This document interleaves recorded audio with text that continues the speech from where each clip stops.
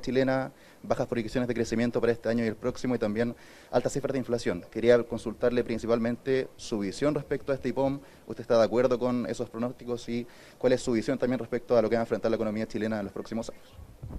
Sí, bueno, en estos días junto con hoy día tener el IPOM, ayer tuvimos la reunión de política monetaria, las decisiones de política monetaria, hoy día tuvimos las cifras de mercado del trabajo, pronto vamos a tener el IMASEC. Y yo lo que diría es que esas cifras y esas proyecciones muestran una economía con características que en lo grueso corresponden a lo que se ha venido anticipando, es decir, una economía que durante el 2022 tiene que irse rebalanceando después de un año tremendamente expansivo como fue el 2021, donde la economía llegó a estar en una situación de sobrecalentamiento que presionó la inflación. Y lo que hoy día nos indica el Banco Central es que, por supuesto, ve ese aumento de la inflación por sobre lo que estaba proyectado, ve que al mismo tiempo la economía ya ha iniciado ese proceso de rebalanceo y como producto de ello hay esta combinación de cifras mayores de inflación y cifras algo menores en términos de actividad en el 2022. Entonces, acá uno puede tomar distintos puntos de vista. Por supuesto, es un año en el cual vamos a estar experimentando este rebalanceo de la economía. Creo que es una cuestión de sentido común que la economía no podía seguir al ritmo al cual cerró el 2021. Eso creo que es bastante claro y comprensible para cualquiera chilena, chileno.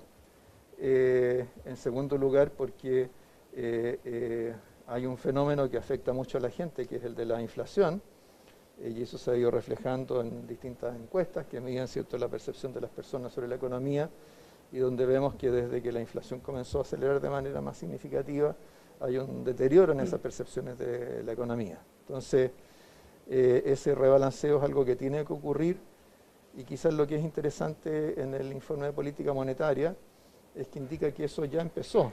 Empezó en realidad a fines del 2021. De hecho, con las cuentas nacionales trimestrales que se dieron a conocer hace algún tiempo atrás, lo que uno puede ver es que el ajuste del consumo, la desaceleración del consumo en el cuarto trimestre del año pasado fue más significativa de lo que se pensaba. Fue alrededor de 4 puntos porcentuales menores a los que se proyectaba. Por otra parte, el consumo durable creció significativamente menos, alrededor de 20 puntos porcentuales menos de lo que se había proyectado.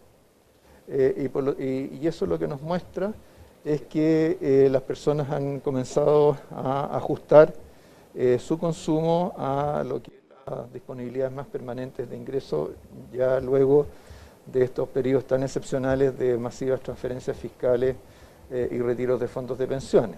Entonces, creo que ese ajuste ya se esté produciendo, incluso se haya adelantado un poco, creo que es algo positivo porque quiere decir que en términos de la persistencia de este enfoque más contractivo de la política monetaria, va teniendo un límite más próximo, ¿eh? Y de hecho, algo que destaca también en el IPOM hoy día es que, y combinado con el comunicado de la RPM de ayer, es que el aumento de tasa de interés que se anunció ayer, que se adoptó ayer de 150 puntos base, sería el último de estos ajustes más grandes, previéndose ajustes ya de menor escala en los meses siguientes. Y si uno observa el corredor de tasas que está en el informe de política monetaria, ve que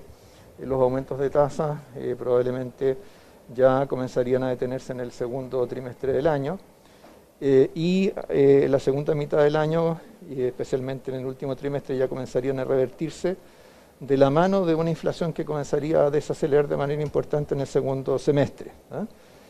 Entonces creo que también hay que mirar esa parte, o sea, los datos económicos del 2022 no se dan en un vacío, se dan en el contexto de una economía que estaba creciendo, especialmente en materia de consumo, más allá de lo que era posible sostener en el tiempo, que requería, como decía, rebalancearse para poder frenar la inflación.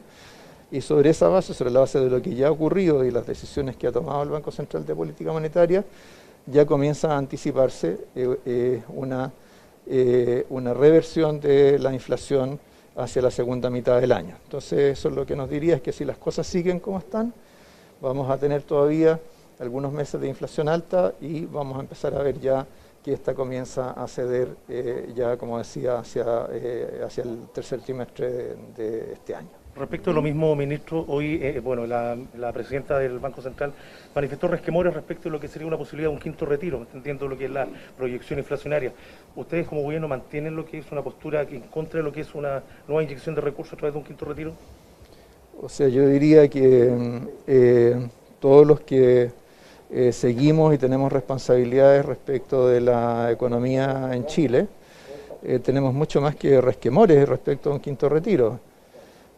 O sea, estamos en un proceso que la economía está, ¿cierto?, dejando atrás un periodo de desequilibrio que no era sostenible, y lo que menos necesitamos en este momento es un shock sobre los mercados financieros, sobre las tasas de interés, que desequilibre aún más la economía. Pensemos que en el IPOM quizás lo que es más preocupante, o sea, junto con ver algunos elementos positivos, lo que es más preocupante es que las proyecciones para la inversión son de una caída en el 2022 y de nuevo en el 2023. En esa circunstancia, enfrentarse a un escenario en que, como producto de un retiro, las tasas de interés de mercado de largo plazo, con las cuales se financia la inversión, suban significativamente, suban 2, 3, 4 puntos porcentuales, sería sumir a la economía chilena en una situación particularmente crítica. Entonces, dejemos que la economía complete su rebalanceo, trabajemos para que la inversión se pueda recuperar hacia finales de este año, principios del próximo año, para que la economía, para que estén pasando cosas en la economía que eviten que tengamos cifras cercanas a cero en términos de actividad en el 2023. Yo creo que ese es el trabajo que todos nosotros tenemos que hacer y al cual con seguridad el Banco Central también va a contribuir. Ministro, ustedes están preparando un plan de recuperación. La Convención Constitucional aprobó que el Banco Central tenga que coordinarse con el gobierno de turno en cuanto a políticas monetarias. ¿Cuál es su opinión al respecto? Bueno, hoy día en la Constitución, en la Ley Orgánica del Banco Central, existen varias normas que hablan de coordinación. ¿Ya? De partida, ¿cierto? La Ley Orgánica del Banco Central dice que la política monetaria debe realizarse dentro del marco de políticas de la política económica del gobierno. Además, dice que el ministro de Hacienda participa con derecho a voz en las reuniones de política monetaria, como de hecho lo hice yo ayer. Esos son mecanismos de coordinación. Entonces, si esos mecanismos de coordinación existen ya hoy día, y normalmente los consideramos como algo positivo, como parte del marco institucional del Banco Central, no me parece que por el hecho de que estar mencionado como coordinación en una nueva constitución eso signifique algún tipo de retroceso o de riesgo. No perdería autonomía, digamos.